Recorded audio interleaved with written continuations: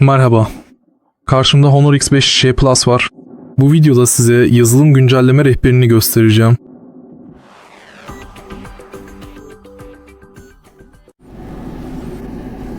Öncelikle akıllı telefonunuzun güçlü bir Wi-Fi ağına bağlı olduğundan veya mobil verinin etkin olduğundan emin olun. Sonra sistem ayarlarına ve güncellemelere gidin. Yazılım güncellemesine girin.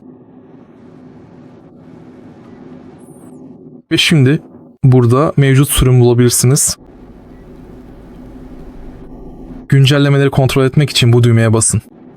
Eğer bir güncelleme tespit edilirse buradan indirebilirsiniz.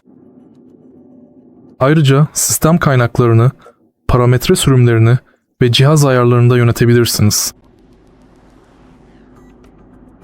Eğer bu videoyu faydalı bulduysanız lütfen beğenin, yorum yapın ve abone olun.